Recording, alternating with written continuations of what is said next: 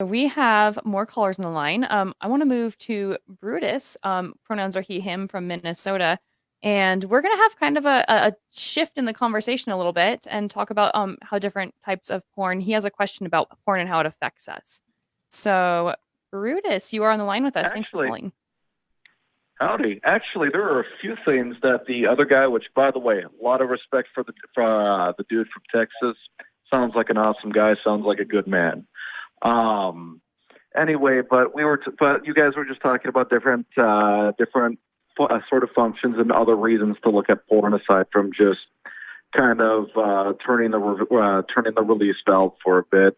And one thing that I wanted to talk about is just a general sense of having a certain subconscious mindset that can affect how you flirt with people, how you deal with people, and that sort of thing. And like, if you're somebody who dates primarily or entirely women tend to be a little bit more demisexual than men.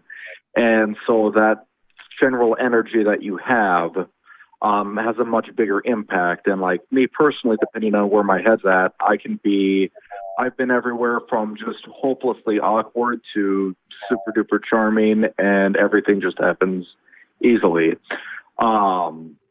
Now, I'm sure you guys know about stuff like NoFap and stuff like that, and I think that one of the things that they kind of get wrong, and this does come somewhat from shame and that sort of thing, because I think one confounding variable in all of this is just, as that man, like even as an 11-year-old, I got caught with porn once, and I was said, you need to find yourself a girlfriend, and I was like, I'm 11. But Yeah. But I think that sometimes the actual problem can be that, and while there's nothing wrong with just like looking at something purely to get yourself off, I think with a lot of porn, or just your own thoughts, as a guy, especially since we tend to be a little bit more on the allosexual side, we tend to just think of like body parts like boobs bouncing and stuff like that, and we subconsciously start to disconnect body parts from the person that we're flirting with or talking to. And I think this is how you get guys who send like overly lewd drunk texts because they're just thinking of what their dick wants at the moment instead of thinking, what's going to bounce back and forth with this human being? And like with me personally, with my porn consumption, and like there's only so much you can study yourself and do scientific experiments on yourself, but for me it is very much a more meditative practices in many ways. Like I will exclusively read erotica that is somewhat realistic or straight up an actual story. And since like I was a swinger, I've done BDSM, I've gone to sex parties, and I mostly date pervy women because I personally love pervy women, and in part just because it's very endearing, like when women get thirsty over you, because it kind of reminds you that, oh yeah, people do look at me the way I look at certain people. And it's an appealing notion. Yeah. Sorry, Laura, you go ahead. Yeah. Oh no, I was just gonna say, like, we're coming to the end of the show, so we got to go kind of rapid fire on it. And I like the points that you're making, but I want to kind of interject just a little bit so we can get some conversation flowing, and then let you go for the end of the show. But yeah, I'm wondering, is there like a specific question that ties into all of this? Are you making a statement about your porn consumption and how it changes how you act towards people, or was there like a question?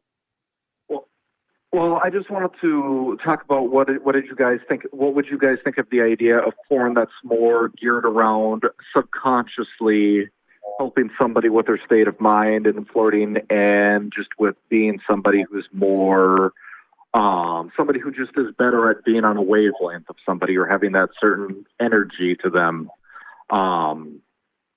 Because I mean, I don't know that porn is going to teach you how to be suave and charming any more than, old Frank Sinatra movies will. So that's not to say that it can't or that it won't, but I also don't know how effective of a strategy that really is.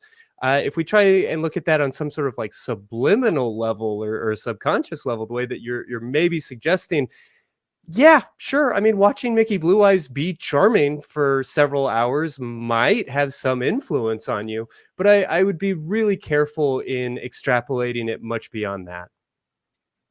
Yeah, because there was one thing too. It's just like with me personally, like growing up, I always started to kind of observe that that frequently masturbating or looking at porn would kind of mess me up with certain women I was talking to, or I'd feel like it did.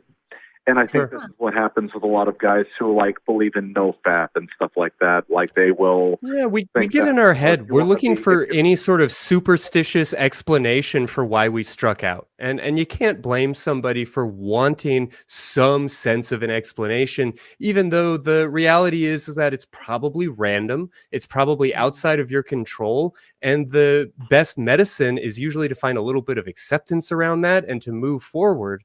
But I recognize how difficult that can be. I mean, I work with men every day who are just frustrated that they didn't get asked out for that second date, or they didn't say what they wanted to say. And it can be frustrating to not know why. Wanting to try and control or game that process is natural.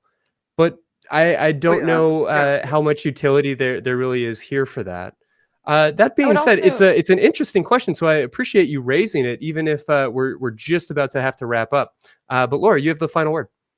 Yeah, I'm actually, because we're coming to the end of the show, I'm actually going to let you go, but then I want to give myself and Sinn a chance to kind of respond to that, because I know I myself have something to say, and I'm sure that she has something to contribute as well. So I wanted to thank you for the call, and then we're going to answer the rest of it offline as we wrap the show up. So yeah, thank you for calling. But I would say we have in this culture a really, really, really unhealthy relationship with sex as a culture. So we have a tendency to wrap sex up in all these other issues, right?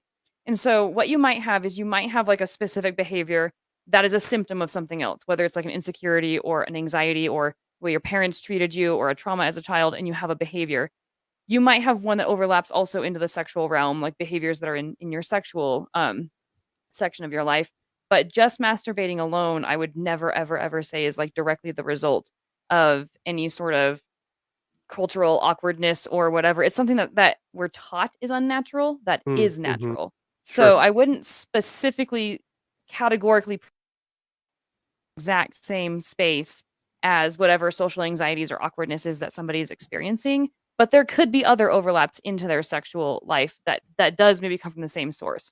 One way or another, they're both symptoms of a problem, they're not the problems themselves. So that would be something that's kind of worth looking into, like talking to a therapist about, or just exploring in your own mind why you have those what you would call like awkward experiences with women, and then what you could do about it. Mm-hmm. And Sinn, did you want to add anything else? I don't know. That one, it was a little, I couldn't quite nail it down.